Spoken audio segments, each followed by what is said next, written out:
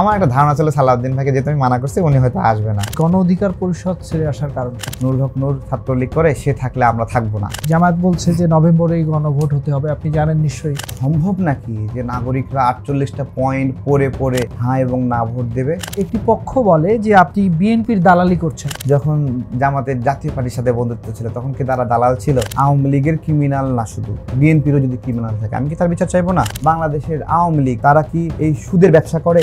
Special ভাবে বিএনপির সুদ ব্যবস্থাপনা কোনো ব্যাংকিং আছে? কিন্তু জামাত কিন্তু খুব হালাল ট্যাগ দিয়ে এই সুদের ব্যবসাটা স্ট্রংলি করছে। সাম্প্রতিক ঘটনাবলী নিয়ে বাংলা নিউজের বিশেষ আয়োজন সমসাময়িকে আপনাদের স্বাগত জানাচ্ছি। আমি জাকারিয়া ইবনে ইউসুফ।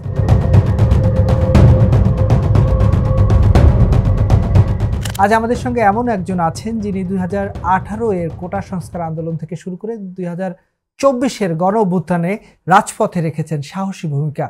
সম্প্রতি তিনি আলোচনায় এসেছেন নির্বাচন কমিশনের সামনে 134 ঘন্টা দলের নিবন্ধনের দাবিতে অনশন করে। কথা বলছিলাম আমজনতার দলের সাধারণ সম্পাদক তারেক রহমানের। তারেক, বাংলা নিউজ সমসাময়িকে আপনাকে স্বাগত জানাচ্ছি। ধন্যবাদ। এই যে অনশন করলেন, কেন আসলে অনশন করলেন এবং এই অনশনের পর আপনি কি পেলেন? আমরা যখন নিবন্ধনের জন্য বারবার নির্বাচন কমিশনে যাচ্ছিলাম এবং আমাদেরকে বিভিন্নভাবে ফিরায় দেওয়া হচ্ছিল, এড়িয়ে যাওয়া হচ্ছিল, একটা প্রক্রিয়া আমরা দেখছিলাম, তখন আমি আসলে খুঁজতেছিলাম যে কোথায় আসলে আটকে আছি কেন যেন। এবং কমিশনাররা তারা আমাদের সাথে কথা বলতে চাচ্ছেন না, পিএসকে দিয়ে নিজ থেকেই বিদায় করে দিচ্ছেন। তখন আমরা আসলে দিশাহারা হয়ে যাচ্ছিলাম। বিশেষত কয়েকটা অঞ্চল রয়েছে, যেমন রংপুরে আমাদের প্রত্যেকটা উপজেলায় না সূচক আপনার প্রতিবেদন এসেছে, রংপুরে, পাবনা এবং রাজশাহীতে। তো একটা জেলার সকল উপজেলায় না সূচক, এটা আমরা যখন মাঠ পর্যায়ে থেকে দেখছিলাম তখন হতাশ লাগছিলাম যে তারা আমাদেরকে এমনভাবে আপনার ধারণ করছে যে ধারণটা বন্ধুসুলভ না এবং আমাদেরকে প্রতিপক্ষ হিসেবে রাজনৈতিক প্রতিপক্ষের মতো আচরণ করছে। তখন মানে আপনি কি এই যে নির্বাচন কমিশনের যে এই আপনাদেরকে নিবন্ধন দিল না, এটাকে কি ষড়যন্ত্রমূলক বলবেন? আমাদের ওটাই বলছি যে যারা আমাদের সাথে ডিল করছিল মনে হচ্ছিল তারা আমাদের রাজনৈতিক প্রতিপক্ষ। কয়েকটা জেলার নাম বললাম, সেই জেলাগুলোতে যেটা আসছে, আবার কিছু কিছু জেলাতে খুব ভালো, সবগুলো উপজেলায় পাওয়া গেছে এইরকম। তো তখন আমরা আসলে ফাইন্ডিংসে যখন দেখলাম যে তারা মেজরিটি উপজেলায় না গিয়েই প্রতিবেদন দিয়েছে, যেমন শরীয়তপুরে 2টা উপজেলায় হ্যাঁ আসছে আর বাকি সবগুলোতে না আসছে। তো শরীয়তপুরে আমরা যখন তদন্ত করছিল না, আমরা লিস্টে নাম দিয়েছিলাম, তখন আমরা প্রায় 4 থেকে 5 বার ইলেকশন কমিশন অফিসে পাঠিয়েছি যে শরীয়তপুর কেন উপজেলাগুলোতে তদন্ত হচ্ছে না। তখন তারা বলছিল যে আমাদের কাছে হেড অফিস থেকে চিঠি না আসলে আমরা কিভাবে করব। শেষ পর্যন্ত বারবার চেষ্টা করেও ব্যর্থ হলাম চিঠি নিতে, কিন্তু ঠিকই প্রতিবেদনে আসলো যে শরীয়তপুর থেকে না প্রতিবেদন। তাহলে তারা যদি তদন্ত না করে তাহলে প্রতিবেদনটা না হয় কিভাবে? বলবে তদন্ত হয়নি। ঠিক আছে, তো এই বিষয়গুলোকে যখন আমরা ভিতর থেকে দেখতে পাচ্ছিলাম তখন আমাদের কাছে মনে হচ্ছিল যে আমরা মনে হয় সামনের ইলেকশনটাতে অংশগ্রহণ করতে পারবো না। এবং আমাদের সহযোদ্ধারা বারবার বলছিলেন যে তারেক ভাই আমরা কি নির্বাচন করতে পারবো না, তারা হতাশ হচ্ছিলেন। এবং এটা এমন একটা প্রক্রিয়া যে আমাদের সংগঠনটাকে যদি নিবন্ধন না হয়, নির্বাচনে অংশগ্রহণ না করতে পারে, আমরা যে একটা উদ্যম নিয়ে এগোচ্ছি সেই পুরা উদ্যমকে ডিস্ট্রয় করার, এটাকে বিচ্ছিন্ন করে দেওয়া, সমাজ থেকে রাজনীতি থেকে বিচ্ছিন্ন করে দেওয়া, অথবা সমাজ থেকে অপ্রাসঙ্গিক করে দেওয়া, এরকম মনে হচ্ছিল। এরকম একটা অসহায়ত্বের জায়গা থেকে আমি কি করব, আমি মনে হচ্ছিলাম যে সবাইকে নিয়ে আমরা প্রতিবাদ করব। তখন মনে হচ্ছিল আমরা যদি 100 জন, 200 জন, 500 জন নিয়ে প্রতিবাদ করি, ওই পাশে তারা 100 জন, 200 জন পুলিশ লাগবে, একটা ঝগড়া হবে, বিবাদ হবে, বাট কি। তো ওই জায়গায় আমি একটা নিজের শরীরকে কষ্ট দিয়ে, যে হয়তোবা দেশের অনেক মানুষ হয়তো আমাকে ভালোবাসে, এরকম একটা আকাঙ্ক্ষা ছিল। এবং সেই মানুষদের উপর ভরসা করে তারা আগায় আসবে, আমার দাবির সঙ্গে একাত্মতা জ্ঞাপন করবে, এটা নিজের শরীরকে কষ্ট দেওয়া, নিজের আত্মাকে কষ্ট দেওয়া দিয়ে আমি ওই প্রতিবাদটা করছিলাম অহিংসভাবে, যে আমাকে বঞ্চিত করা হচ্ছে, আমাদের দলকে বঞ্চিত করা হচ্ছে, আমাদের দলকে রাজনৈতিক প্রক্রিয়ার মধ্যে থেকে বের করে দেওয়া হচ্ছে। তো এটাও দেখলাম যে পরবর্তীতে নাগরিকরা অনেক বেশি আগায় আসলো। আমি আমার দলের নেতৃবৃন্দকে সারা দেশে বলে দিয়েছিলাম কোনো জেলা থেকে কোনো সহযোদ্ধা আসবে না, তোমরা কেন্দ্রীয় কমিটিতে যারা আছে তারা আসবে না, মহানগর কমিটিতে আসবে না, আমি এখানে একা একা বসবো, শুধু আমার কিছু ভলান্টিয়ার প্রয়োজন, তারা 2-3 জন আশেপাশে থাকবে। তো ওইটার ফলে যেটা হয়েছে, যখন আমি সংগঠনকে ইনভলভ করিনি তখন দেশের মানুষের মধ্যে একটা উপযোগিতা সৃষ্টি হয়েছে যে তারেক ভাই যেহেতু একা বসছে, আমরা একটু তার পাশে গিয়ে একটু বসি। তারা মায়া দিয়ে দরদ দিয়ে আমাকে আগলে রাখার চেষ্টা করেছিল ওই সময়টা। তারেক, আপনি প্রায় 134 ঘন্টা অনশন করেছেন এবং বিএনপির স্থায়ী কমিটির সদস্য সালাউদ্দিন আহমেদ গিয়েছেন, যাওয়ার পরেই আপনি আসলে অনশন ভেঙেছেন।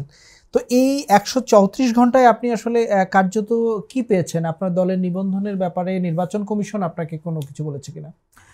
নির্বাচন কমিশন তারা যে ভুল করেছে সেটা তাদের প্রথম বক্তব্যে উঠে এসেছে। তাদেরও ভুল হতে পারে, তারেক চাইলে আপিল করতে পারে। এই যে আপনি কি আপিল করেছেন? এই শব্দটা কিন্তু খুবই রিমার্কেবল। তখন আমার কাছে একটা জিনিস মনে হয়েছে এই শব্দটা শোনার পরে, যে তারা নির্বাচন কমিশনে আরও তো অসংখ্য দল পেন্ডিং আছে নিবন্ধনের জন্য, এবং তারা সবাই তো নিবন্ধন পাওয়ার একবারে যোগ্য এটা বলা যাবে না। সেক্ষেত্রে আমি যদি একেবারে আন্দোলনের মুখে, রাজনৈতিক চাপের মুখে যদি নিবন্ধনটা ছিনায় নেই, আমার কাছেও এটা একটা বোঝাপড়া লাগছিল, তাহলে একটা খারাপ দৃষ্টান্তও হয়। ওই জায়গা থেকেও শেষের দিকে গিয়ে আমি নমনীয় হয়ে গিয়েছিলাম এবং আমি আসলে নিজের শরীরের সঙ্গে পারছিলাম না। ঠিক আছে, আমার চোখ মুখ অন্ধকার হয়ে আসছিলো, কান মনে হয় দুটা মনে হয় ছিঁড়ে যাবে ব্যথায়। ঠিক আছে, চোখের কোনাগুলো ব্যথায় বন্ধ হয়ে আসছে, হ্যাঁ, মস্তিষ্ক বিকল হয়ে আসছে, আমার চিন্তা অসাড় হয়ে পড়ছে। তখন আপনার হলো আমার মধ্যে নিয়ন্ত্রণ ছিল না। ঠিক আছে, তো এর পাশাপাশি আপনি যখন অনশন করছেন, এরকম বেশ কিছু ভিডিও, ছবি সামাজিক যোগাযোগ মাধ্যমে দেখা যায় যে আপনি খাচ্ছেন, এরকম কিছু ছবি ভিডিও দেখা যায়। আচ্ছা, প্রথমত আমি যেখানে বসেছিলাম সেখানে ইলেকশন কমিশনের সিসি ক্যামেরা ছিল। শুধু ইলেকশন কমিশনের সিসি ক্যামেরা না, ওইখানে প্রত্যেকটা মুহূর্তেই বিভিন্ন গণমাধ্যমের ভাইরা আপডেট নিচ্ছিল এবং তারা ভিডিও করছিল, লাইভ করছিল। ঠিক আছে, এখানে কিছু খাওয়া মানে খুবই অসম্ভব একটা বিষয়। হ্যাঁ, আর আমি তো, আমার দিকে তো সবাই শকুনের মতো চেয়েছিল। একটা বিষয় বলি, আমি গতকালকে অফিসে গেছিলাম কিছু ডকুমেন্টস আনার জন্য। আমার অফিসের আশেপাশের অফিসের ভাই ব্রাদারগুলো আমাকে দেখে ভয় পাচ্ছে, তো বলছে জিন নাকি 134 ঘন্টা না খেয়ে আছে। ঠিক আছে, তো এটা আমার কাছেও অদ্ভুত লাগে যে আল্লাহ আমাকে এতটুকু শক্তি দিয়েছিল, আমি ওখানে টিকেছিলাম। হ্যাঁ, তো আমার যে চিকিৎসক ডক্টর মাহাদি, সে আমাকে প্রত্যেকটা সময় নার্সিং করেছে, আমি যেন মানে হিট স্ট্রোক না করি অথবা হার্ট অ্যাটাক না হয়, ব্রেন স্ট্রোক না হয়, এই বিষয়গুলো খুব কেয়ার করছিলেন, বারবার রক্ত পরীক্ষা করছিলেন, এবং আমার শরীরে স্যালাইন ইন হওয়ার ক্ষেত্রে যে আমি খাচ্ছি না, পেটে কষ্ট হচ্ছে, সামগ্রিকভাবে মাথায় কষ্ট হচ্ছে, শরীরে কষ্ট হচ্ছে, তারপরও বেঁচে থাকার যে একটা তাগাদা, সে জায়গা থেকে আমি চাইনি, কিন্তু কিছু ডক্টর তারা স্বপ্ননিতভাবে এগিয়ে আসেন। ঠিক আছে, তারা এসে আমাকে এই স্যালাইনটা নেওয়ার জন্য জোরাজোরি করেন এবং তারা করেন, না হলে তাদের নার্সিংয়ের কারণে আমি বেঁচেছিলাম বলা যায়। ওই দিন শেষের দিনে সকালবেলা আমি পুরোপুরি ব্ল্যাঙ্ক আউট হয়ে যাই হঠাৎ করে, কী কারণে আমি জানি না। তো তখন ওনারা সঙ্গে সঙ্গে রক্ত পরীক্ষা করে বলছিলেন যে আমার ইলেকট্রোলাইট না কি যেন এটা ইমব্যালেন্স হয়ে গেছে পুরোপুরি, সো আমি আর অনশন করতে পারবো না, আমাকে অনশন ভাঙতেই হবে। তারা অ্যাম্বুলেন্স নিয়ে আসে নিজের ইয়ে থেকে। সালাউদ্দিন আহমেদ আপনাকে কি বলেছিলেন? সালাউদ্দিন ভাই আসলে, সালাউদ্দিন ভাইকে আমাদের যারা সহযোদ্ধা, শুভাঙ্কি যারা, সবাই তাকে বলছিল যে আপনি আসলে হয়তো বা সে ভাই মানে অনশন ভাঙতে পারে, তারপরে সে আপনাকে অনেক ভালোবাসে। তো সেই জায়গা থেকে সালাউদ্দিন ভাই বলছিল যে আমি গেলে তারে অনশন না ভাঙলে এটা কেমন হয়, হ্যাঁ, একটা বেজ্জতি বা এরকম আমি একটা বার্তা পাই। তখন আমি বার্তা দিয়ে দিই যে না, সালাউদ্দিন ভাইকে আসতে মানা করেন, আমি অনশন ভাঙবো না। আমার একটা ধারণা ছিল সালাউদ্দিন ভাইকে যেহেতু আমি মানা করছি উনি হয়তো আসবে না, কিন্তু আমি নিউজ হয়েছে, আমি তো নিউজ দেখিনি। ঠিক আছে, কেউ আমাকে আশেপাশে কেউ বলেও নি। তো হঠাৎ করে দেখি হুড়মুড় করে মানে একটা চাপ, তারপরে দেখলাম যে সালাউদ্দিন ভাই ভিড় ঠেলে আগায় আসলেন এবং ওনার লোকজন উনি সহ আমাকে ধরে অ্যাম্বুলেন্সে পুরাই দিলেন। ঠিক আছে, আমি যে মতামত দিব যে আমি যাব না, যাব কি অবস্থা, আর আমার নিজের উপরে নিয়ন্ত্রণ ছিল না, এরকম একটা অবস্থা ছিল। পুরো বিষয়টাই ছিল একটা ঘোরের মধ্যে। নির্বাচন কমিশন বলছে যে বিভিন্ন জায়গায় যে আপনার অফিসগুলো রয়েছে সেগুলো আসলে প্রপারলি নেই বা কমিটি, এগুলো এখন পর্যন্ত কি অবস্থা, এগুলোর আপডেট কি? যে আমি বলছি, আমাদের তো 20টি জেলায় তারা কমিটি পেয়েছে, 22টি তারা পর্যবেক্ষণ করেছে, তাই বলেছে। আমাদের নরসিংদী জেলাকে তারা এর মধ্যে ধরেনি, অথচ নরসিংদী জেলার অফিসাররা ওই আমাদের নরসিংদী জেলা অফিসে গিয়েছে, তারা নাস্তা করেছে, চানাচুর, কলা, চা সব খেয়েছে, ঠিক আছে। এত কিছু খেয়েও তারা আমাদের অফিস নাকি সেখানে পায়নি, এরকম একটা না সূচক দিয়ে দিছে। তারপরে ব্রাহ্মণবাড়িয়া গিয়েছে, রংপুরে গিয়েছে, বাগেরহাটে গিয়েছে, এই জেলাগুলো তারা লিস্টের মধ্যে ধরেইনি। ধরলে আমাদের এগুলো হয়ে যেত। এগুলো পরে ছবি টবি ভিডিও দেখালাম, তারাও বললো তাহলে আমাদের একটা ভুল হয়ে গেছে, ভুল বোঝাবুঝি হয়ে গেছে এরকম। তো আমরা তো আপনি আশাবাদী কিনা যে নির্বাচন কমিশন আপনাকে নিবন্ধন দেবে কিনা? আসলে আমরা রাজনীতিটা করতে চাই, দেশের অনেক সংকট মধ্যে দেখেন, খুব ভালো করে স্মরণ করেন 18 সালের আগে মানে মানুষ টু শব্দ করার সাহস পেত না। সেই জায়গায় প্রথম কোটা আন্দোলনের ডিক্লারেশনটা আমার মুখ থেকে আসে যে আমরা একটা মুভমেন্ট করব, সেটা 21 জানুয়ারি ঘোষণা দিলাম যে 26 জানুয়ারি বেসিক ব্যাংকের পরীক্ষা আছে, ওই ব্যাংকের পরীক্ষা দিনে আমরা আন্দোলন করব। সেই আন্দোলনে মাত্র 7 জন এসেছিল। আমাকে তো সেই লেভেলের গোয়েন্দা তৎপরতা, বিভিন্নভাবে চাপাচাপি, আতঙ্ক সৃষ্টি করা। এরপরেও আবার আপনার হলো ওই সময় টিভির মৌসুমী আপু বললেন তারেক ভাই এইভাবে হবে না, সোশ্যাল মিডিয়া আগে গ্রুমিং করে পুরো সোসাইটিকে রেডি করেন। তখন আমরা পাবলিক লাইব্রেরি থেকে কী করতাম, ছোট ছোট কাগজ ছিঁড়ে আমাদের যে কোটা আন্দোলনের দাবি এগুলো লিখে বিভিন্ন বইয়ে ঢুকাই দিতাম। সবাই খালি খুঁজতো এই চিরকুটটা কে দিছে, এই চিরকুটটা কেউ খুঁজে পাইতো না। যখন সবাইকে দেওয়া শেষ হলো, একদিন আমি টেবিলের উপর দাঁড়াই বললাম, আপনারা কি সবাই একটা চিরকুট পাইছেন কোটা বিষয়ে, আমরা যে নিয়োগ পাচ্ছি না কেন? তখন সবাই বলতেছে তুমি সেই কালপিট, তোমার আমরা খুঁজতেছি, তুমি এত সবাইকে চিরকুট দিয়ে বেদিশা বানায় ফেলতেছো, ঠিক আছে। তো আমি ফাঁকে ফাঁকে ওই বিভিন্ন জন নামাজে গেছে, খাইতে গেছে, তখন বইয়ের মধ্যে চিরকুটটা দেখতাম, দিতে দিতে পুরা হল রুম দিয়ে ফেলছি, সবাই জেনে গেছে। তো তখন আমি একটা ঘোষণা দিয়ে দিলাম যে 3 ফেব্রুয়ারি রাতে যে আমরা 16 ফেব্রুয়ারি আমরা একটা প্রোগ্রাম করব, কোটা আন্দোলন প্রোগ্রাম। তো 16 ফেব্রুয়ারি বন্ধের দিন ছিল, আমরা 14 ফেব্রুয়ারি একটা মিটিং করলাম, সেই দিন গঠন করলাম বাংলাদেশ সাধারণ ছাত্র অধিকার সংরক্ষণ পরিষদ।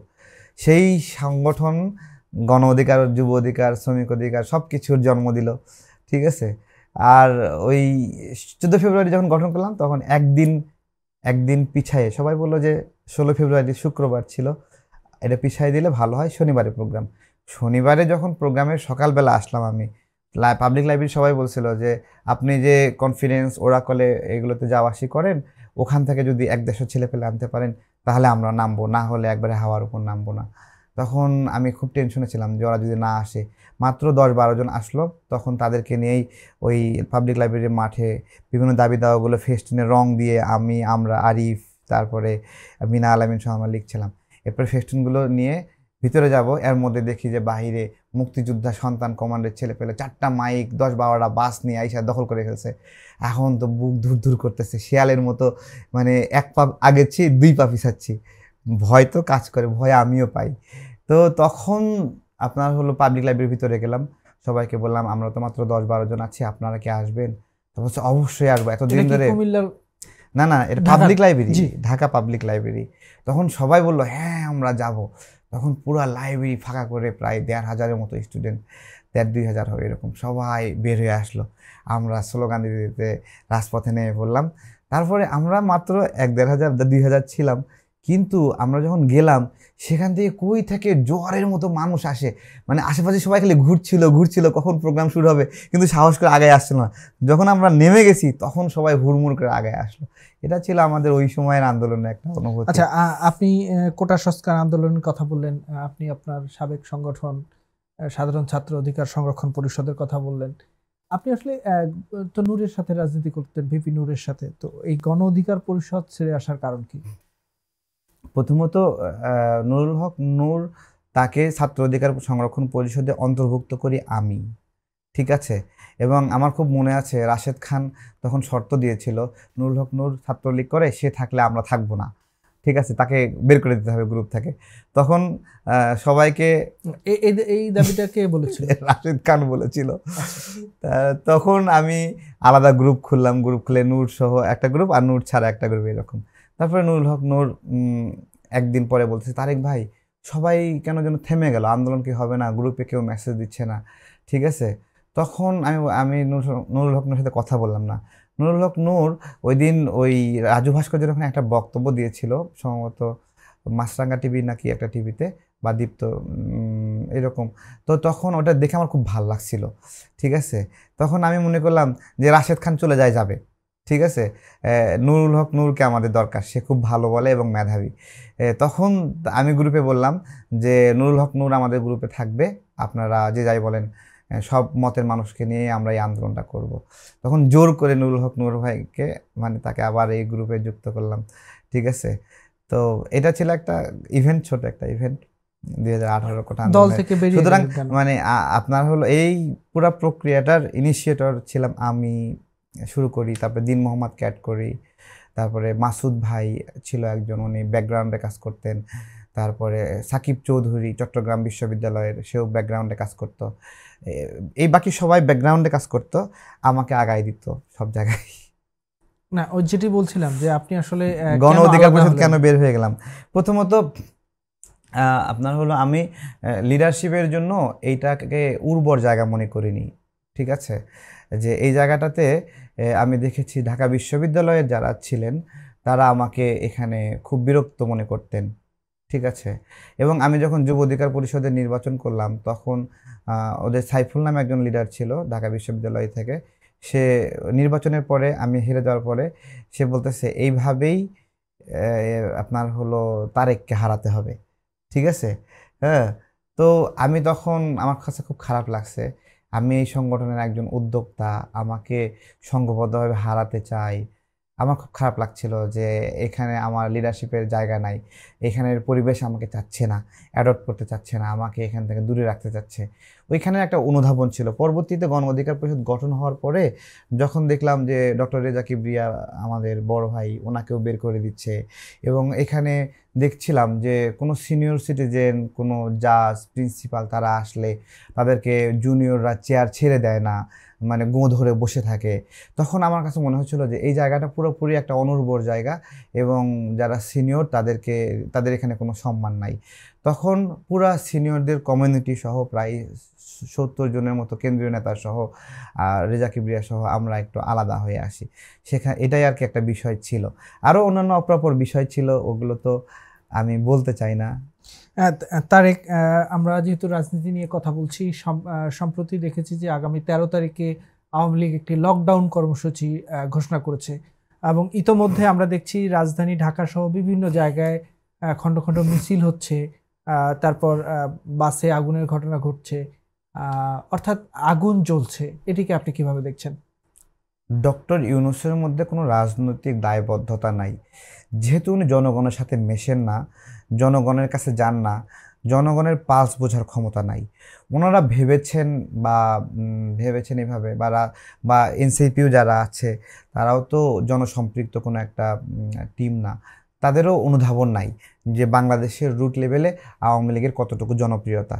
ঠিক আছে, আমি আওয়ামী লীগের বিরুদ্ধে আন্দোলন সংগ্রাম করেছি, জোরে জোরেই বলেছি, সবার চেয়ে বড় আন্দোলনটাই আমার দ্বারা হয়েছে। ছাত্ররা আপোষ করলেও আমরা আপোষ করিনি, এবং রামপুরা, বাড্ডা, বসুন্ধরা, এই এলাকা, পুরো এলাকা আমরা অকুপাই করে রেখেছিলাম। তো তারপরেও আমাদের একটা অনুধাবন আছে যে এদেশের মানুষ আওয়ামী লীগকে চাই, আমি এটা অনুধাবন করি। মাঠ পর্যায়ে গেলে আমি যতই ঘৃণা করি, আমি ঘৃণা করলে তাতে আওয়ামী লীগের কী আসে যায়, জনগণের কি যায় আসে? আমার ঘৃণা করার সাথে কি জনগণের পালসের কোনো সম্পর্ক আছে? নাই তো। তো তো এই যে এনসিপির ছেলেপেলে হই হই রই রই করে আওয়ামী লীগ নিষিদ্ধ সহ বিভিন্ন কার্যক্রম করলো, জামাত সেখানে গিয়ে যোগ দিল, আওয়ামী লীগ নিষিদ্ধ করতে হবে। তো বিষয় হলো জনগণ যখন কাউকে চাবে তখন কি তাকে কেউ আটকায় রাখতে পারবে? এটা সম্ভব না। এবং আপনার হলো যেহেতু আওয়ামী লীগকে কার্যক্রম নিষিদ্ধ করতেই হয়েছে বা করে ফেলছে, এখন এটাকে স্টার্ট করাটা একটা ব্লাডি হবে, যে ব্লাডিটা হচ্ছে এটা নিষিদ্ধ করা ঠিক হয়নি। যখন কাউকে আপনি ক্লোজ করে ফেলবেন, তার ইস্টাবলিশমেন্টের জন্য সে ব্যাপকভাবে আপনার হলো মানে রাগান্বিত হবে, প্রধান্বিত হবে, এবং সে তার ইস্টাবলিশমেন্টের জন্য ব্যাপক লড়াই করবে, সেই লড়াইয়ের বিরুদ্ধে আরেকটা লড়াই হবে। অর্থাৎ আওয়ামী লীগের কার্যক্রম নিষিদ্ধ ছিল দেশকে একটা দীর্ঘমেয়াদী ভায়োলেন্সের দিকে, মারামারির দিকে নিয়ে যাওয়ার আপনি একটা কি চাচ্ছেন যে আওয়ামী লীগ বিষয়। আবার স্বাভাবিক রাজনীতিতে ফিরে আসুক? প্রথমত হলো আওয়ামী লীগের যারা খারাপ কাজে, যেটাকে ফৌজদারি অপরাধ বলি বা ক্রিমিনাল ওয়ার্ক বলি, আওয়ামী লীগের ক্রিমিনাল না, শুধু বিএনপিরও যদি ক্রিমিনাল থাকে আমি কি তার বিচার চাইবো না? জামাতের যদি ক্রিমিনাল থাকে বিচার চাইবো না? এক্স্যাক্টলি আওয়ামী লীগেরই কেন বিচার চাবো, তাই না? আমি সকল ক্রিমিনালেরই বিচার চাই। জামাত বাংলাদেশের বিরুদ্ধে অবস্থান নিয়ে এদেশের মানুষকে খুন হত্যার রাজনীতি করেনি, তারা এই বাংলাদেশের জন্মকে বাধাগ্রস্ত করেনি, এবং বাংলাদেশের জন্ম হওয়ার পরেও সদ্য জন্ম হওয়া বাংলাদেশকে গলা টিপে হত্যা করতে চায়নি, তাই না? এটা কি একটা ক্রাইম না? এই সব কিছু এক একটা ক্রাইম, ঠিক আছে? তো যে যতটুকু ক্রাইম করছে সেই ক্রাইমের শাস্তি হবে, কিন্তু রাজনৈতিক প্রক্রিয়া থামায় দেওয়ার যে একটা প্রবণতা, এইটা আপনার হলো আমি সাপোর্ট করি না। আমি যেটা সবসময় বলি, রাজনীতি একটা সামাজিক চুক্তি। এই সামাজিক চুক্তিতে যে বিজয়ী, মানে সে পরাজিতকে অ্যাডপ্ট করবে এবং তার জন্য একটা পলিসি করবে, সেজন্য টিকে থাকে, সেজন্য বেঁচে থাকে, সেজন্য নিঃশ্বাস নেওয়ার সুযোগ পাবে। আমি একজনের সাথে যুদ্ধ করতেছি, যুদ্ধে যে পরাজিত হয়েছে, সে হাঁটতে পারছে না, আমার কাজ হলো তাকে কাঁধে করে নিয়ে হাসপাতালে নিয়ে যাওয়া, সে পরাজিত তো হয়ে গেছে। তো এই চিন্তাগুলো আমরা যদি মানে হলো সহনশীল না হই, আমরা আজকে খুব ঘাটটা মোটা করে আগায় যাচ্ছি, না আওয়ামী লীগকে থাকতে দেবো না, আওয়ামী লীগকে আসতে দেবো না, এই বলতেছি, কিন্তু ভাই এই ঘাড় মোটা কতক্ষণ থাকবে? আপনি নমনীয় ঠিকই হবেন, হ্যাঁ, এবং সেটা একটা ভায়োলেন্সের পরে হলে দেশের একটা ক্ষতি হলো। আজকে আওয়ামী লীগ যে বিভিন্ন জায়গায় আগুন লাগতেছে, আমি বলছি যে আগুন, তারেক আপনার একটু ইন্টারাপ্ট করি। বিভিন্ন জায়গায় বলা হচ্ছে যে এই গণ অভ্যুত্থানের সময় আওয়ামী লীগের ইশারায় বা আওয়ামী লীগের নেতারা যেভাবে হত্যাযজ্ঞ করেছে, এরপরে তারা আসলে ক্ষমা না চেয়ে যে প্রকাশ্য রাজনীতি বা তারা আবার যে সহিংস হচ্ছে, এই বিষয়টা নিয়ে কিন্তু রাজনৈতিক মহলে নানা আলোচনা হচ্ছে। আপনার দৃষ্টিকোণ থেকে কি মনে করেন? আমি আপনাকে বলছি, আওয়ামী লীগ একটা পলিটিক্যাল এন্টিটি। আপনার হলো আপনি হলো পুলিশ, আপনি র্যাব, আপনি হলো আইন শৃঙ্খলা রক্ষাকারী বাহিনী, ঠিক আছে? আওয়ামী লীগ একটা পলিটিক্যাল এন্টিটি। আমি আওয়ামী লীগকে বকা দেই, গালি দেই, এই জন্য আমি আওয়ামী লীগের শত্রু, বা আওয়ামী লীগকে একটা চড়থাপ্পড় মারি, আওয়ামী লীগ আমাকে চড়থাপ্পড় মারবে, ঠিক আছে? আমার প্রশ্ন হলো যে আওয়ামী লীগের সাথে আমার দ্বন্দ্ব, আপনি আইন শৃঙ্খলা রক্ষাকারী বাহিনী হইয়া আওয়ামী লীগের হইয়া আমাকে কেন গুলি করলেন? আমার কথা বোঝেন তো। বাইডেনও তো ট্রাম্পকে আটকানোর জন্য পুলিশকে নির্দেশ দিছিল। ওই বাইডেনের পুলিশ কি তখন বলছিল যে আমি আপনার আদেশ মানলাম? নাকি বলছে আমরা জনগণের আদেশে চলি, জনগণের জন্য, জনগণের আপনার চাহিদা ও মনন মেনে চলি? আমার বাংলাদেশের আইন শৃঙ্খলা রক্ষাকারী বাহিনী সেটা কেন বললো না? তারা কেন আওয়ামী লীগের কথায়? আমার রাগ এবং ক্ষোভ আওয়ামী লীগের সাথে, আমার তো পুলিশের সাথে কোনো, সেনাবাহিনীর সাথে, আমার তো র্যাবের সাথে, আমার তো বিজিবির সাথে কোনো রাগ ক্ষোভ ছিল না। তারা কেন উপযাজক হয়ে আমাকে গুলি করলো, আমাদেরকে গুলি করলো? এই প্রশ্নটা তো কেউ করছে না কখনো। তো পলিটিক্যাল উইল বাস্তবায়ন করা পুলিশের কাজ। এইভাবেই পুলিশ কি ব্যবহৃত হবে, এইভাবেই র্যাব কি ব্যবহৃত হবে, এভাবে বিজিবি ব্যবহৃত হবে? আগে আওয়ামী লীগ করছে, এখন সম্ভব নাকি যে নাগরিকরা 48টা পয়েন্ট পড়ে পড়ে হ্যাঁ এবং না ভোট দেবে? গত 17 বছরের ইতিহাসে আমরা দেখি যে বিএনপি এবং জামায়াত ঐক্যবদ্ধভাবেই আন্দোলন করছে, পাশাপাশি আপনারা যারা যুগপৎ আন্দোলনে ছিলেন। তো সাম্প্রতিক সময়ে আমরা দেখছি যে জামায়াত এবং বিএনপি একটা মুখোমুখি অবস্থানে, বিশেষ করে আমি যদি বলি গণভোট নিয়ে। জামায়াত বলছে যে নভেম্বরেই গণভোট হতে হবে। আপনি জানেন নিশ্চয়ই যে 16 তারিখ পর্যন্ত তারা একটা আলটিমেটাম দিয়েছে, এরপরে তারা যমুনার সামনে বসবেন, অনশন করবেন, এমন কিছু বলছেন। তো এই যে জামায়াত এবং বিএনপির যে মুখোমুখি অবস্থান, এটিকে কিভাবে দেখছেন? এটি আসলে আমাদের রাজনীতিতে সুদূর প্রসারী কোনো প্রভাব ফেলবে কিনা? অনেক ধন্যবাদ। গণভোট 48টা পয়েন্ট এখানে রয়েছে।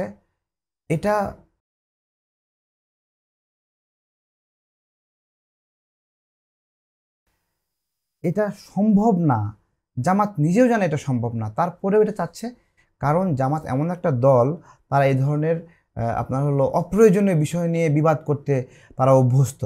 বেসিক্যালি জামাত একটা ইস্টাবলিশমেন্ট বানিয়ে ফেলেছে বিভিন্নভাবে, ঘুষ দিয়ে, টাকা দিয়ে, এনসিপিকে টাকা দিয়ে, বিভিন্নভাবে দিয়ে দিয়ে আপনার হলো এই যে হান্নান মাসুদকে গাড়ি দিছে। যেই জামাত নেতা হান্নান মাসুদকে গাড়ি দিছে, সে হান্নান মাসুদ থেকে কিছুই নেয়নি, একবারে ফাও দিয়ে দিছে। কি মনে হয়? এইভাবে দিয়ে দিয়ে জামাত তার একটা ইস্টাবলিশমেন্ট দাঁড় করায় ফেলছে। একটা নির্বাচন হয়ে গেলে জামাতের ওই ইস্টাবলিশমেন্টটা আর থাকে না, কারণ ভোটের মাঠে তাদের তো গ্রহণযোগ্য নাই। বাংলাদেশকে চায়নি যারা, তাদেরকে জনগণ সরকার বানায় দেবে, এত সহজ। এতটা সহজ তো না। তো গণভোট বিষয়ে তারা যে আলাপটা আনছে, এই আলাপটা একবারে অপ্রয়োজনীয়। এটা আসলো কিভাবে? আমার এই জুলাই সনদ একটা অপ্রয়োজনীয় সনদে রূপান্তরিত হয়েছে। এই সনদের প্রয়োজনীয়তা কি? এই সনদের ভিতরে আমাদের স্বাস্থ্য সংস্কারের বিষয়ে জায়গা পেয়েছে, পুলিশ সংস্কারের বিষয়ে জায়গা পেয়েছে, নারীদের কত সমস্যা আছে সেই সমস্যা নিয়ে কোনো সংস্কার জায়গা পেয়েছে, ঘরে ঘরে কত নারী তার স্বামীদের দ্বারা নির্যাতিত হয়, তারা কি সেখানে ন্যায় বিচার পায়? কত নারী ঘরে ঘরে ডুকরে কান্না করে।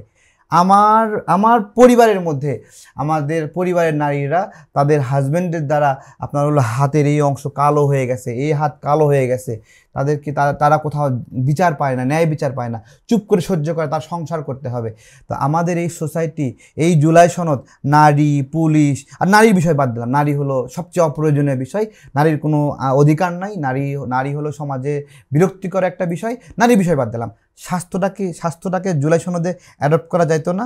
শুধুমাত্র জুলাই সনদটা হইছেই শুধুমাত্র ক্ষমতা কেন্দ্রিক একটা ভাগ বাটোয়ারার বিষয়ে, যে কার কি প্রয়োজন, কার পিয়ার প্রয়োজন, কার পিয়ার প্রয়োজন না, ঠিক আছে, কারো 2 বছরের বেশি প্রধানমন্ত্রী থাকা যাবে, কারো 2 বছরের প্রধানমন্ত্রী থাকা যাবে না, এই সব ক্ষমতা কেন্দ্রিক বিষয়ে।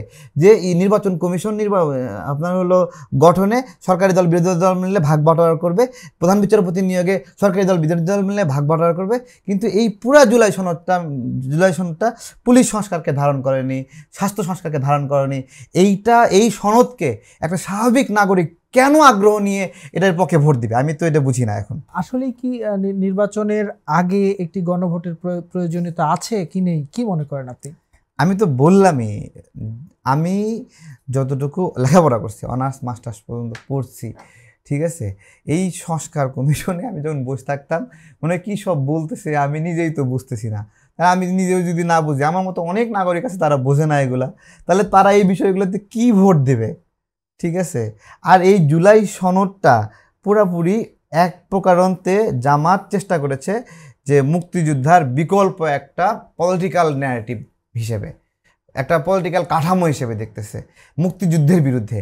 এবং এখানে দেখবেন যে মুক্তিযুদ্ধের মূলনীতি, বাংলাদেশের মূলনীতি, এইসব বিষয় নিয়ে জামাতের খুব কনসার্ন, যে এগুলো সে বদলায় দিতে চায়, বদলায় অন্য কিছু একটা খিচুড়ি আনতে চায়, খিচুড়ি হোক সেটা, কিন্তু তারপরেও মূলনীতিটা বদলানো তার খুব জরুরি। সে মুক্তিযুদ্ধের গন্ধ, মুক্তিযুদ্ধের ছোঁয়া সে এগুলো ছড়িয়ে ফেলে তার মতো করে একটা বিশাল করে একটা গণভোট চাই, বিরাট বড় উৎসব চাই, সেটাকে তারা পটকা ফোটাবে, আতশবাজি করবে, জুলাই সনদ বাস্তবায়ন হয়েছে, এটা নতুন বাংলাদেশ।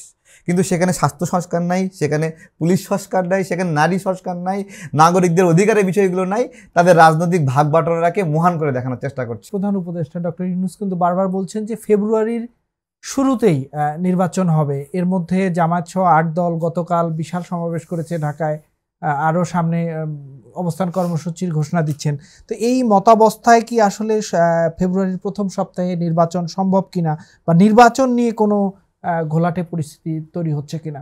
জামাত এমন একটা নির্বাচন চায় যে নির্বাচন তাকে নিশ্চিত করবে সে ক্ষমতায় যাবে, এবং এইরকম না হলে সে চাইবে এখানে অনেক বেশি বিশৃঙ্খলা হোক, অনেক বেশি ম্যাসাকার হোক, মানে সব হযবরল হয়ে যাক, জাহান্নামে যাক এই দেশ।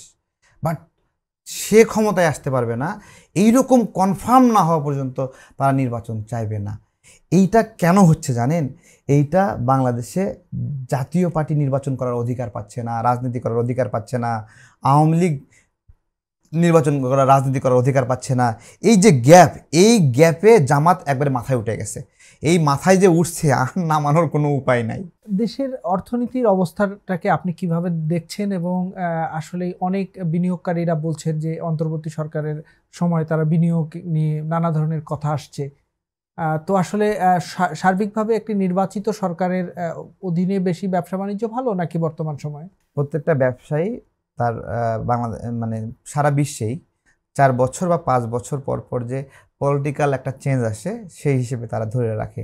প্রথমত তারা সেই পলিটিক্যাল চেঞ্জের প্রথম বছরে একটা সেট আপ নেয়, রাজনৈতিক সমঝোতা, রাজনীতির সাথে ব্যবসাকে সোশ্যালাইজ করার, অ্যাডাপ্ট করার একটা লাইন নেই, যে কারা ক্ষমতায় আছে তাদের সাথে সহযোগী হিসেবে ব্যবসাটাকে সাজানোর একটা পরিকল্পনা নেই। ঠিক আছে, এরপরে প্রথম বছরে সে এটা করে, দ্বিতীয় বছর থেকে শুরু করে একবারে শেষ বছর পর্যন্ত সে হলো ব্যবসাটা করে। এরপরে সে ধরেই নেয় একটা রাজনৈতিক অস্থিরতা হবে, একটা আপনার হলো তাকে আবার একটু গ্যাপ দিতে হবে, তারপরে আবার নতুন সরকার আসলে নতুন ব্যবসা নতুন করে সে বিনিয়োগ করবে আবার। এটা একটা সারা ওয়ার্ল্ডের একটা ব্যবসায়িক পলিসি। সেই জায়গাতে এই অন্তর্বর্তীকালীন সরকার একটা অস্থিতিশীল সরকার, যারা প্রত্যেকটা মুহূর্তে স্বপ্ন দেখে যে আরেকটু বেশি যদি ক্ষমতায় থাকতে পারতাম, ঠিক আছে, এইরকম স্বপ্ন দেখে দেখে পুরো বাংলাদেশটাকে তারা আনস্টেবল বানাই ফেলছে। এবং ব্যবসায়ীরা যে কাকে বন্ধু বানায়ে বিনিয়োগ করে তাকে সাথে করে নিয়ে ব্যবসাটা করবে, তারা হলো কনফিউজড। এবং দেখা যাচ্ছে একজনকে বন্ধু বানাচ্ছে কিন্তু ক্ষমতায় আসছে আরেকজন, তখন পুরো সেট আপটা ভেঙে যাবে, তার ব্যবসাটা মানে রিস্কে পড়ে যাবে, আনস্টেবল হয়ে যাবে। এবং ব্যবসায়ীরা কিন্তু তার একটা রেশিও রেখে দেয় পলিটিক্যাল ব্যয়ের জন্য, বা কর্পোরেট সোশ্যাল রেসপন্সিবিলিটি CSR হিসেবে একটা ফান্ড রাখে বিভিন্ন খাতে ব্যয়ের জন্য। তো এগুলো ব্যবসায়ীরা ধরে নিয়েই ব্যবসার প্রফিট লস হিসাব নিকাশ করে। সেই জায়গা থেকে ব্যবসায়ীরা এই সময় বিনিয়োগ করছে না, কারণ তারা যাদেরকে নিয়ে তাদের রেসপন্সিবল ফান্ডকে ব্যয় করবে তারা তারা নিজেরা তাদের নিজেদেরই ঠিক নাই, ঠিক আছে। তো যেখানে ঠিক নাই, তারা নিরাপত্তা পাবে না, সেখানে তারা কেন বিনিয়োগ করবে? আপনাকে বলা হয় আমতারেক, আসলে আপনাকে আমতারেক কেন বলা হয়, আপনি এটা কিভাবে ডিফেন্ড করবেন? জি, 2018 সালের আন্দোলনের সময়ে আমরা তো এতটা জনপ্রিয় ছিলাম না, পরিচিতও ছিলাম না। তো কি করব ভাবতে ভাবতে সিজনাল ফ্রুট নিয়ে ব্যবসাটা শুরু করি। আপনার হলো পেটের সঙ্গে তো আর মানে কোনো কিছুর আপোষ যায় না, পেট তো খেতে চায়। তো সবসময় একটা সম্মান নিয়ে বাঁচার চেষ্টা করেছি যে আমি কোনো একটা ব্যবসা করতে চাই, প্রফিট করতে চাই, আমার ফ্যামিলি গঠন করতে হবে, আমার ফ্যামিলির আপনার হলো ব্যাকআপটা দেখতে হবে। এই সব বিষয় কেন্দ্র করে অনেক মানুষ অনেক শরম দেয়, এবং তারা প্রচুর ট্রোল করে, আম বেচতেছো, তুই আম বেচ, রাজনীতি নিয়ে এত কথা বলিস না। হ্যাঁ, তারপর তুই মধু বেচ, রাজনীতি নিয়ে এত কথা বলিস না, তুই দালাল। বেসিক্যালি আমার বড় কোনো রাজনৈতিক কেলেঙ্কারি, অর্থনৈতিক কেলেঙ্কারি এগুলো ধরতে না পেরে তারা আমার ওই যে একটা কষ্টের ব্যবসা, খুব ছোট একটা ব্যবসা, ওইটা নিয়ে তারা খুব ট্রোল করার চেষ্টা করে। তো আমি দেখি, তারপরে কি করব, আমার তো বেঁচে থাকতে হবে, আমি কি তারপরে তাই বলে আম ব্যবসা বাদ দেব বা মধু ব্যবসা বাদ দেব? আর আমি আসলে বড় কোনো ব্যবসা করব সে ধরনের ফান্ড পুঁজি ওইটাও আমার ক্ষেত্রে সম্ভব না। এমনকি ব্যবসায়িক ক্ষেত্রে আমার পরিবারও আমাকে তেমন ওইভাবে সাপোর্ট দেয়নি। সেক্ষেত্রে আমার খুব ছোট পরিসরেই কাজটা শুরু করতে হয়েছিল। তো এই আর কি, যারা ট্রোল করে এখন, বেসিক্যালি যদি ক্লিয়ারলি বলি, আমাদের জামাত শিবিরের ভাইরা যখন থেকে তাদের একটু সমালোচনা করছি, তখন থেকে তারা খুব খুব ট্রোল করছে। যতদিন তাদেরকে হেল্প করেছি, জামাতের কাছ থেকে কোনো হেল্প আমি কোনোদিন নেইনি, হেল্প করেছি। আমাদের যে বগুড়ার বাড়ি আছে, আমাদের 2টা বাড়ি, ঠিক আছে, শহরে। আমাদের একটা ম্যাচ পুরা 14টা বছর আমরা শিবিরকে ভাড়া দিয়ে রেখেছিলাম, এবং তার কারণে আমার বাবার র্যাব পুলিশ এগুলোর দ্বারা অনেক হয়রানির শিকার হয়েছে। আব্বাকে একবার উঠায়ও নিয়ে গিয়েছিল যে কেন আমরা শিবিরের লোকদেরকে জায়গা দিছি, আমাদের অফিসেও জায়গা দিছি। এখন জামাতের বিপদের দিনে আমরা পাশে ছিলাম, জামাতের এখন ফুরফুরে মেজাজ, ভালো সময়, এই সময় একটু সমালোচনা করছি। জামাতের যখন আতঙ্ক ছিল, ভয় ছিল, তখন তো তাদের কোনো ক্ষতি করিনি, তাদের এটা বোঝা উচিত। তারা যদি চায় তাদের কেউ সমালোচনা করবে না, হ্যাঁ, তারা একবারে ফ্রি ফিল্ড পাবে, তারাই শুধু মানে বিএনপির সমালোচনা করবে, তারা শুধু অন্যের সমালোচনা করবে, তাদের সমালোচনা করতে চাবে না। এইটা কি রাজনীতি? এভাবে কি রাজনীতি হয়? এভাবে রাজনীতি হওয়া উচিত না। একটি পক্ষ বলে যে আপনি বিএনপির দালালি করছেন, এবং বলা হয় যে আপনি একটি সিটের জন্য আসলে দলের নিবন্ধন চান, আপনার নিজের সিটের জন্য। এইটাকে আপনি কিভাবে ব্যাখ্যা করবেন? প্রথমত, বিএনপির পক্ষ থেকে জোট শরিক সব দলকেই যেভাবে বলা হয়েছিল আপনারা কোন কোন আসনে নির্বাচন করবেন, এভাবে বলা হয়েছিল। আমাদের দলকেও বলা হয়েছিল দুই তিনজন লিডারের সিট ভিত্তিক আপনারা আসন আমাদেরকে জানান। তো আমরা বন্ধু সংগঠন হিসেবে সেটা তাদেরকে নোটিশ করেছিলাম। তবে আমার ক্ষেত্রে আমি বলেছিলাম, আমার বাড়ি তো বগুড়া 6 আসন, এখান থেকে তো বেগম জিয়া রাজনীতি করে তো বা নির্বাচন করেন। আমাকে বিকল্প কোনো একটা জায়গায় যদি আপনার হলো মানে মানে নির্বাচনের বিষয়ে থাকে, তাদের সঙ্গে এই ধরনের আলোচনা আমরা করেছি। এটা যদি আমি বলি আলাপ আলোচনা করিনি, তাহলে মিথ্যা হবে, ঠিক আছে। তবে আমাদের একটা চাহিদা যে আমরা আমাদের মার্কাটা নিয়ে নির্বাচন করতে চাই, এই জন্য কিন্তু নিবন্ধনের জন্য খুব চেষ্টা করছি, ঠিক আছে। মানে জোটের বন্ধুত্ব, অংশীদারিত্ব, ছাড় দেওয়া এইসব বিষয় থাকলেও আমরা আমাদের মার্কাটা নিয়ে লড়াই করতে চাই, এইরকম একটা বিষয় আছে। তবে তবে বিএনপির পক্ষ থেকে আমাদেরকে আসন কেন্দ্রিক মানে ওই যে চাইলো লিস্টটা ওই পর্যন্তই আলাপ শেষ ছিল। এর পরবর্তীতে আমরা তাদেরকে কোনো চাপাচাপি করছি যে আমরা এটা করব ওইটা করব, নির্বাচন এখান থেকে করব, এই ধরনের বার্গেনিংয়ে আমরা আর যাইও নি, ঠিক আছে। আবার আমাদের নির্বাচন করার সক্ষমতা অতটা বেশি না, না, অনেক বেশি সেটা তো আপনার সঙ্গে boldness না। বিএনপির একটা জোট বা এই ধরনের নির্বাচন কেন্দ্রিক আলোচনা, কিন্তু বিভিন্ন সময় বলা হয় যে আপনি বিএনপির দালালি করেন, আপনি বিএনপির পক্ষে বলেন, অন্য দলের বিপক্ষে বলেন, জি। এইটা কি মানে আসলেই করেন নাকি? না, আমি এটা আবারও বলছি, এটা হলো জামাতের একটা বয়ান, জামাতের কথা। তারা আমার অন্য কোনো ত্রুটি খুঁজে না পেয়ে আমার সাথে যুক্তি যখন পেরে ওঠে না, তখন তারা এই ধরনের বয়ানগুলো দেয়। বিএনপির সাথে তো জামাতও বন্ধু ছিল, যখন বিএনপির সাথে তাদের বন্ধুত্ব ছিল তখন কি তারা দালাল ছিল? যখন জামাতের জাতীয় পার্টির সাথে বন্ধুত্ব ছিল তখন কি তারা দালাল ছিল? যখন আওয়ামী লীগের সাথে বন্ধুত্ব ছিল তারা কি দালাল ছিল? তারা তো খুব করে বলে জাতীয় পার্টি রয়ের এজেন্ট, আওয়ামী লীগ রয়ের এজেন্ট। তাহলে যখন আওয়ামী লীগ যদি রয়ের এজেন্টই হয়, জাতীয় পার্টি যদি রয়ের দালালি হয় বা ভারতের দালাল হয়, তাহলে জামাত যখন যখন তাদের সাথে বন্ধুত্ব করছে তখন কি তারা ভারতের দালাল ছিল একইভাবে? ঠিক আছে। তো এই বিষয়গুলো মানে জামাত যেন হিসাব করে কথা বলে। জামাতের নিজেরই তো ঠিক নাই। এই বাংলাদেশের অনেক মানুষ সুদকে হারাম মনে করে, হারাম মনে করে না? হারাম মনে করে কিনা? তাহলে যেই মানুষগুলো সুদকে হারাম মনে করে তারা ব্যাংকিং লেনদেন করে না, ব্যাংকে টাকা রাখে না, নিজের মতো করে জমি কিনে রাখে, গোল্ড কিনে রাখে বা একটা ব্যবস্থাপনা তারা অভ্যস্ত। জামাত ওই মানুষগুলোকেও সুদে আকৃষ্ট করে।